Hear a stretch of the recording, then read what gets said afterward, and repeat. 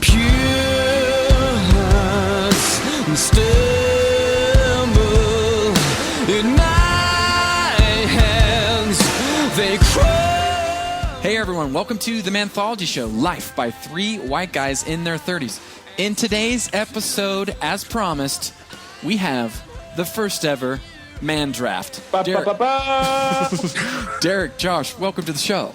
Derek is here and fashionably late, and some of you may be asking why, even though you didn't hear me come in late, and that's because I was just having a delicious lunch at Steak and Shake. Friends, are you tired of spending too much on lunch and getting too little back? Try your local Steak and Shake, where you can get a Jamaican jerk steak burger and salt and vinegar fries and a cherry Coke for less than $6. Steak and Shake, it just makes sense. Josh, is Derek Derek a proud sponsor of, I guess, this show? is Derek taking bribes without our knowing, and he's pocketing the advertising money? He's getting a piece of the action. Yeah. There's nothing wrong with that, though. This is America. I'm not doing this podcast for my health. That was a test run. Corporate America, that could be your space. And I got news for you. I come cheap, and I will sell products that I believe even half as much in as I believe in Steak and Shake. So get in touch with your boys. Have you guys seen? I love that that Bud Light commercial with what's her name? That really funny chick, blonde hair. Amy Schumer. Oh my gosh, they're talking about Bud Light. She's like, We'll sell you beer any day of the week. So good. It is. Man, good stuff. Well, gentlemen, okay, before we get into the inaugural Man Draft, as administrative notes, you know the deal. I got to plug this show. If you haven't gone to iTunes already to rate us, please do. Go to manthologyshow.com to become a patron and get in touch at Manthology Show on Twitter or men@manthologyshow.com. Now, rules of the game. Okay? All right, let's set some ground rules here. We are going to each make our 5 picks for what we each individually feel are the epitome of man, the greatest men ever, the best team of men ever assembled. And we're going to do that collectively, taking turns. Now, I'm going to flip a coin and ask heads or tails, Josh, between who goes first between you and Derek. Coins in the air? Heads. It's tails, Derek. Do you want to go first or after Josh? You know what? I'm going to go second. I'll go after Josh. All right. Well, that was a mistake, my friend. Then I'll go last. So now what we're going to do is we're going to work our way from our 5th pick to the number 1 pick. So okay? So we're going to do it backwards. Backwards draft. Try to tease the listeners there. You just have to wait, whatever. It's a tease, Blake. Yeah, the tease. Yeah, you just have to wait for that. Okay. Now, Josh and Derek, as you name these individuals, I need you to give me at least a little something as to why you picked them. You don't have to. I mean, if you want to go off, I'll rein you in later. But just a couple sentences, maybe at max a paragraph, as to why. I feel like that was aimed at me, Blake. That little rule. It could have been. It could have been. So anyway, without further ado, Derek, you have the conch. Who is your first pick? No, I'm passing. I'm giving. Oh, that's right. Okay, all right. Starting this off cordially. So we'll do. Ladies and gentlemen, with the number 5 pick in the overall draft, the Georgia Ogres select He-Man. Oh, That's right. Wow. Okay. Out of the gate. I don't have to say much about this, obviously. He is the master of the universe. Yeah. So he is the headmaster of the universe. So it's friggin' He-Man. Okay. And I'd like to add to that no man is great without a great antagonist, and Skeletor is perhaps. Yes. Yeah. Yes. So One of the best. Best. And I love when Skeletor is just he's going after that self-assertion, the validation. Josh, didn't we go through a period where we just sent Skeletor images to each other? There's some very good Skeletor memes somewhere in our email. Yes, Skeletor is great. He's always working on himself too, and I appreciate that about him. Do you have a favorite Skeletor meme? I don't know. I'll have to drag those up. We should post those. Yeah. All right. So that's a good pick, Derek. So He-Man's a good pick, but I think my first pick, well, actually my fifth pick, is even better because unlike He-Man, this guy does stuff in real life, or did stuff, God rest his soul. With my number 5 pick, I'm taking the greatest stuntman of all time, Evel Knievel. Okay. Now, this Evel Knievel attempted more than 75 different motorcycle jumps in his career, which is manly enough. But he's perhaps best known for the one that failed, which is even more manly. In 1974, he tried to jump across a quarter-mile wide canyon in Idaho in a steam-powered rocket. ABC refused to air it for obvious reasons, so he took it upon himself to air the jump on closed-circuit television and in movie theaters, which is the kind of can-do, F-you, manly spirit that this podcast celebrates. That's right. And he would have drowned had he landed in water, but he didn't.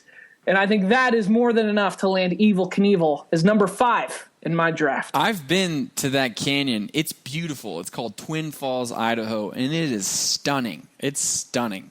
I didn't know that was the one he died in. Yeah, well, he survived. Wait, he survived that one. Yeah. Which one did? I thought he died in the line of duty. No, I don't think he did. I think he's actually still alive. There's a recent documentary that Johnny Knoxville did. It's on Hulu. It's pretty good about him. I watched it a couple months ago, but I think he's still alive. Oh, maybe he's so manly. We don't even know if he's alive or dead. And that it does not affect his draft status speaks even more volumes about him. Okay, I gotta interject. I got a little sight before I give my 5th pick. I gotta give Josh my favorite, well, at least one of my favorite Skeletor memes. You guys ready? So just visualize it with me. We got Skeletor. He's looking down at the ground. He's very somber looking. He's got his little cane with the skull on the top, sitting next to his throne, and he says this: "My past is one big learning experience." Okay, that's. This just in came across the AP. Evel Knievel died in 2007. Okay, yeah, so okay. I was wrong. Thought he was dead. Yeah. All right. Okay. Maybe I didn't finish that documentary. Okay, for my 5th pick, I have got another. This is no fictional cartoon animation that Josh pulled on the first one. This is a real live man. He was a star athlete. He then opted to go to freaking war to fight for the back-to-back World War champs, Team America, in World War II. He comes back and then sets the record for highest batting average in baseball. I'm talking about Ted freaking Williams. He's my 5th pick, my 2nd favorite athlete of all time. I've read many articles on him. I feel like he's the last. Maybe that's a stretch, but he's the level of selflessness and bravery and then still skill and not giving a damn is just, I absolutely love Ted Williams for that. So that's my 5th pick, Ted Williams, nice. Boston Red Sox player. Is his head still frozen? I don't know. I mean, I'm not getting that confused. He was the one that did the cryogenics way back in the day, wasn't he? I believe so, but I thought it was his whole body. Maybe it was just his head. Oh, okay. No, I'm sure it was his whole body. I don't know where I got that from. Yeah, Ted Williams. So, star athlete, war vet, and then record-breaking athlete. Really incredible. All right. So, yeah, they don't make athletes like that anymore. No, they don't. Well, they made one more, and we're going to get to him unless you guys take him from me. So we go back to Josh. With the number 4 pick with the Georgia Ogres, we're drafting none other than Mr. Clint Eastwood. Oh, man, you stole my guy. Did he steal yours too, Derek? No, but the first coup of the draft. It's good stuff. Man. Yeah, a little drama unfolds here on draft day. Clint Eastwood, I don't know that, I mean, he's almost the archetype of manliness, in some ways. I can't get enough of him. Even in his old age, he's pivoted towards being one hell of a director and making some really good movies. Not all of them, but yeah. Oh, and Josh, the reason I'm right there with you, he was even a higher pick for me than your 4 spot. One thing I love about Eastwood, big fan of most of his films. You're right. Most of them are good. I would say the majority good to great. There's a few that are some lemons in there. Yeah. But the thing that I love about Eastwood is, granted, with his breakthrough movie, which The Good, the Bad, and the Ugly, or no, actually, that's the third of the trilogy. If you go back and watch A Fistful of Dollars, that's the first of the Dollars trilogy. He started that whole trend of commanding the screen without even acting. He wouldn't even say a line. He would just look at the camera, and you're like, I can't look away. I gotta watch this guy and see what he does. And I think that he was the pioneer of that type of acting, and never before, at least, have we. Well, I mean, since we've seen some that can come close, but his ability to command your presence and your attention without even a line, a script, is just incredible. Hat tip for you picking him. He was on my Mucho list. badass. Yeah. Yes. So that's a good pick, and it's actually a great segue into my fourth pick. So we go from one of the manliest actors of all time to, I think, perhaps the manliest actor of all time, and of course, talking about the great Kirk Douglas, who is my number 4 pick in my draft. Now, Kirk Douglas, for a lot of you millennial losers, you may not know this man. You're a millennial. I love, but not a loser. But I'm not a loser, Blake. Now, for those of you who don't know him, he's perhaps known best for his manly physical presence on the screen, similar to Clint Eastwood. He really commanded every screen that he was on, and I feel like he was the archetype for manliness in his era, and really any era.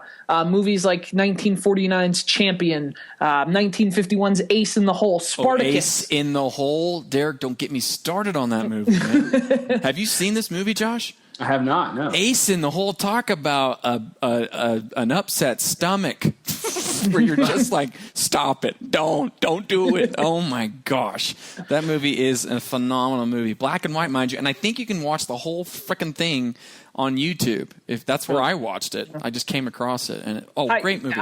Highly recommended. And the list goes on. He was in so many great movies.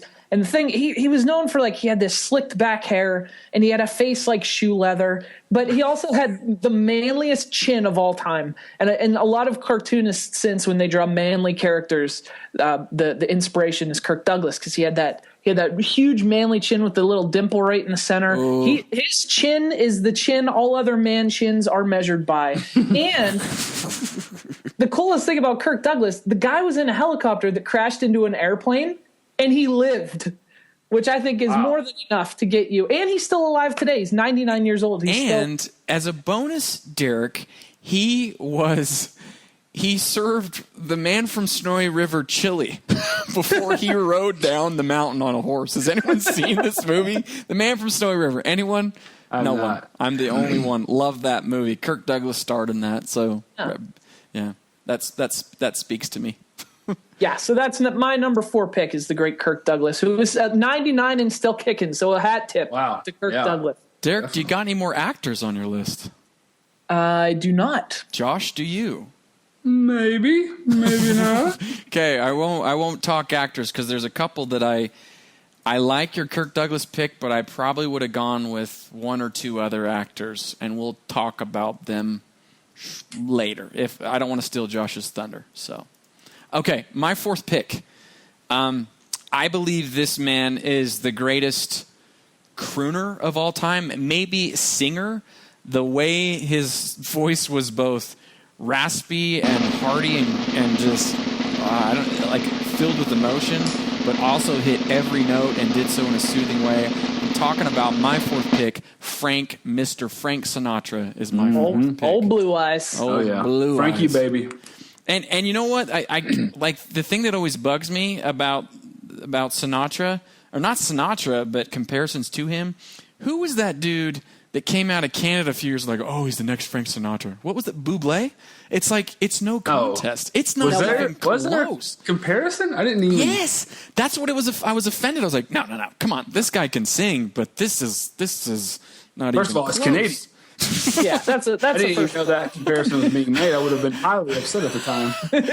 Yeah, apparently when he first came on the scene, people started comparing him to Sinatra. I was like, this isn't even close. So anyway, Frank Sinatra, my 4th pick. Seriously, one of the best, greatest singers, both upbeat and slow. Yeah,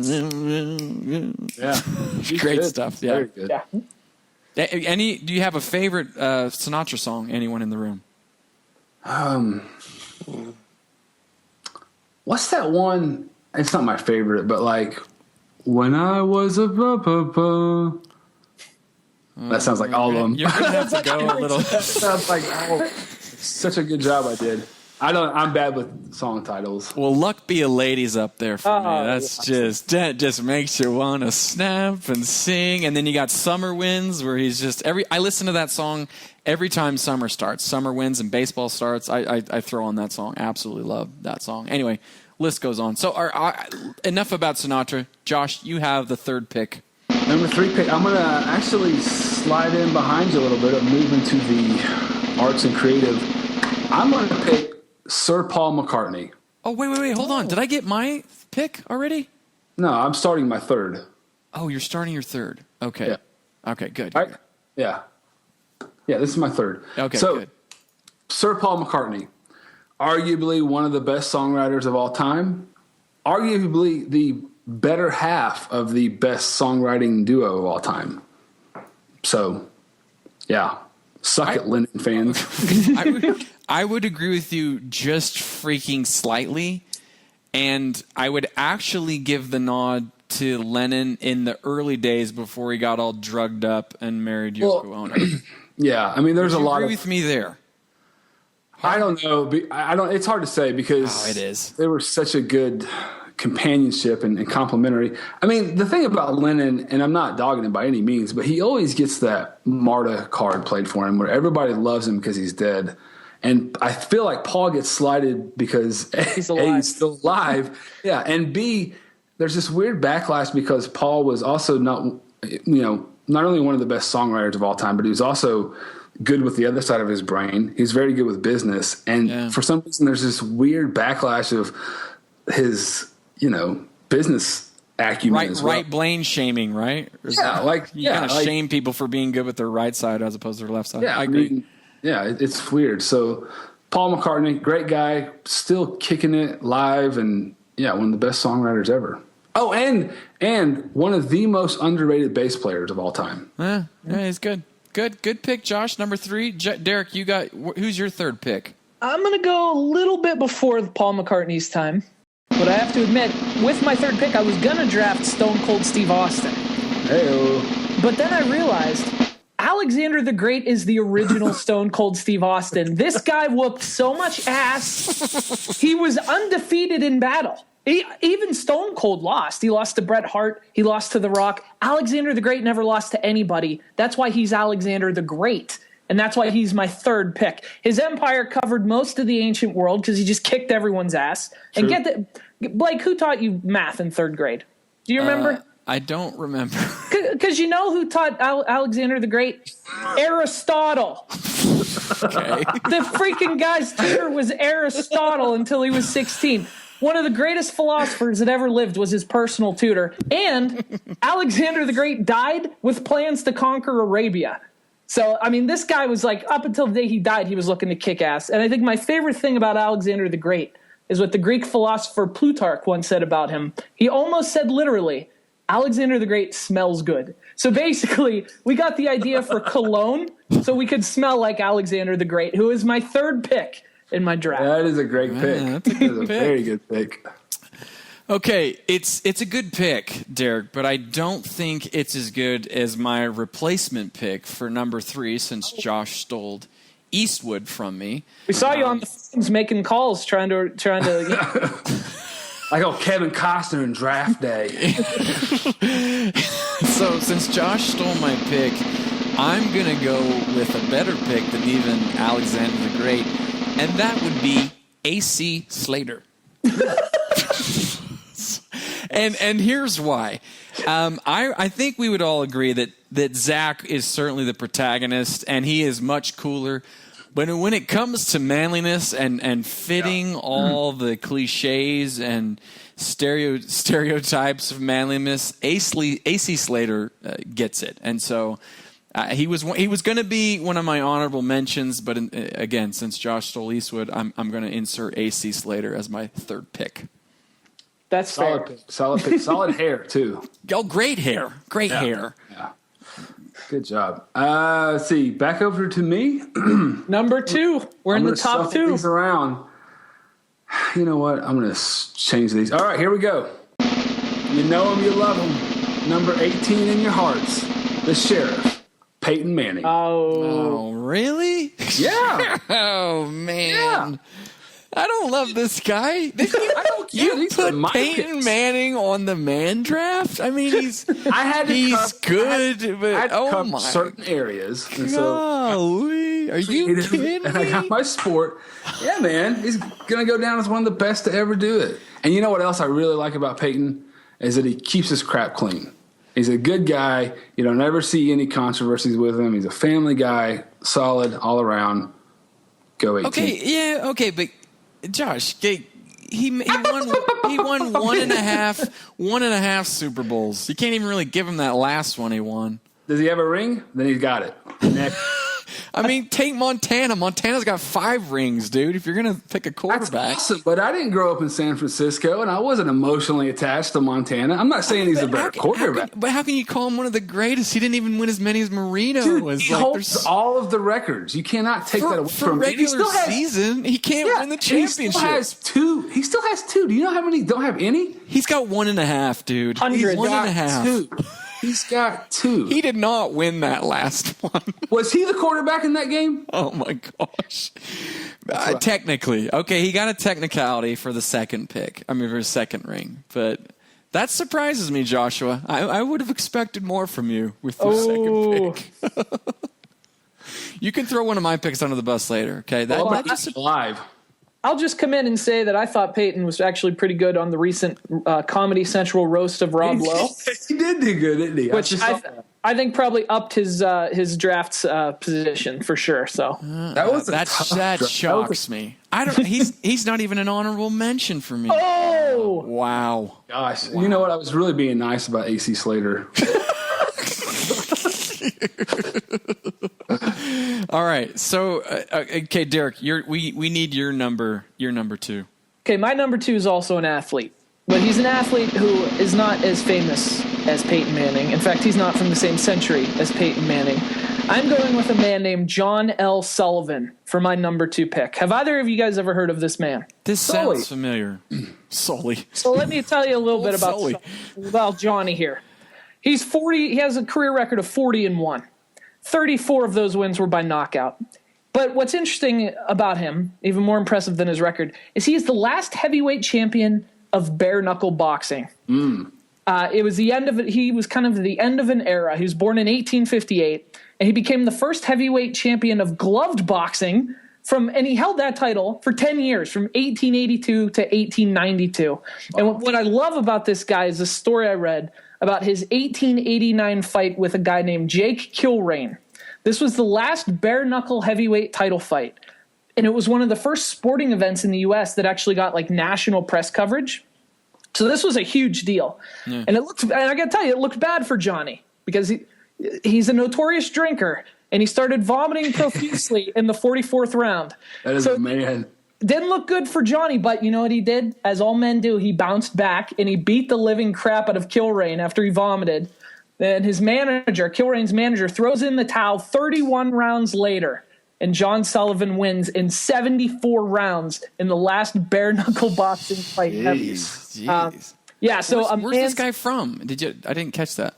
I'm not sure. I think he was born he was born in Boston to Irish immigrant parents. Wow. But he lived life hard. He died with $10 in his pocket. And to me, I think that's a sign of a life well lived. So kudos. What year did he die? $10 could have been. He died young. I'm not sure when I think he died in like his 50s. So I'm not sure. But he died, I know he didn't live a long life, but he lived a hard life. And I love the idea. In the last bare knuckle fight, heavyweight title fight ever, him vomiting in the 44th round, and then still going 30 more rounds, just unbelievable. So that has to be, I think, maybe the toughest guy that's ever lived. Definitely. That's cool. That's a good pick. I like that. Old Sully. Old John Sully. Okay, my number 2 pick. Now, I got to preface this one. This dude was standing both literally and figuratively on the shoulders of giants, so much credit goes to his pyramidal pyramidal team. Is that a word? Pyramid team. We'll just say it like that. So this guy's standing on mucho shoulders of giants. I'm talking about Neil Armstrong, first man on the moon, first man to step on a foreign planet. And it truly was one giant leap for mankind. I think it epitomizes like bravery and final frontiers and exploration that men are often good at. And so my second pick, Neil Armstrong. Solid pick. That's the second coup because he was my number one pick. Oh, got him. Stolen. Gotcha. I respect the hell out of Neil Armstrong. The fact that someone said, "Hey guys, we need someone to walk on the moon. Never done it before. I'll do it." All right, I'll go. I mean, and he also served in the Korean War. So this guy was a hero before doing the most impressive thing a human had ever done, which I think is just amazing. And another cool thing that I didn't realize, he only went on 2 space flights. And when he walked on the moon, that was his second space flight and his last. He just dropped the mic. Yeah, dropped the mic. He left at the top of his game, and he left him wanting more, which is very manly. So kudos to Neil Armstrong. And I could be wrong, Josh, but I believe old Armstrong is like the sheriff as well. That he lived a clean life as well. He kept it clean off the field as well. And one thing most people don't know about that is that he didn't want to get out, but he was so dang hot. It got so hot in there. He's like, I gotta get out of here. I gotta get out. It's hot in here. Old Neil Armstrong. Yeah. Okay, so and your thoughts on Neil before we move to our number ones. Now, a quick tease here, too. If there's time, we'll do our number ones. We'll do honorable mentions on this show, or we can roll that over to the next show if Wilson's not going to let us finish the recording. So, go. Why don't Derek or Josh? Why don't you give us your number one? Number one pick overall. I know this is going to be controversial, not just in the studio, but outside. Jesus Christ. Oh, Jesus. Boom. JC. Boom. Mic drop. I don't even have to support that. Did it? Yeah. No, I thought about it, but I didn't want to. Because here's the thing: there's the Buddhas, you got the Mohammeds, you got a lot of other people that I think stand for some good stuff. But I'm on Team JC with you in that regard, especially that I think the cool thing about him is just flipping things on its head. Like, don't be hating, love your haters, stuff like that. Like I think it's really cool. What's the word I'm looking for? He's the epitome of thinking differently, maybe? I don't know. Yeah, sure. He's like the first Steve Jobs. Yeah. only didn't peddle smartphones on the side. I'll tell you what I like about Jesus is that, he gets a reputation for being a bit of a softie, what with the meek shall inherit the earth and all that stuff. But he can whoop some ass too. And he also rose from the dead. Which is something okay, fair enough. That's not even John Sullivan rose from the dead, so he didn't. He also walked on water. So yeah, he did walk on water. But here's the thing: should we disqualify him from this list because he's half God? He's part God. It's like we can't name Zeus on this list. This was the rules the that man I draft said choose men. And okay. Yeah. All right. Okay. I mean, I'd like to think Evil Knievel had a little God in him too, but I'm gonna give it the stamp of approval. I say Jesus is all right. That's a good pick, Josh. Good pick. Okay, Derek, let's hear your number one most manly man. Well, I got to be honest. My draft table got a little upended here with Neil Armstrong being taken off the board. Your toes. Fortunately, I did have some phone numbers I could call. So I'm down to 3 people here, and I got to tell you, I think it's a coin flip, but I think I'm going to go with Popeye the Sailor. Solid. Now, cartoons now people think of them as this thing for kids. Before Bugs Bunny and Mickey Mouse, but before Bugs Bunny and Mickey Mouse kind of took over the industry, cartoons were a much manlier industry, and it was an industry run by Popeye the Sailor, who was really one of the biggest cartoon stars of the 1930s. And a blue-collar hero, too. Exactly. And disproportionate forearms. That's right. That was a medical condition. He didn't really find out about that until it was too late. But, Popeye's everything we should all strive to be for. He fought for his woman's honor. He beat the crap out of bad guys. And also, he kind of became a symbol of the American military during World War II. A lot of his cartoons actually took on a blatant propaganda spin, which is kind of fun to watch those war era Popeye cartoons just for the historical timepiece nature of them. But yeah, Popeye's the man. And actually, I found something out that when someone has a tendon rupture in their arm, some medical professionals actually refer to the bicep bulge that results as the Popeye muscle. So you bulge. Yeah. You literally have to be injured and swelling to look as badass as Popeye, which I think, if I can't go with Neil, Popeye the Sailor is a pretty good replacement for the number 1 pick in my man draft. Solid pick. Like that pick. It's not as good as my number 1 pick and the greatest athlete ever to be named on the Manthology show.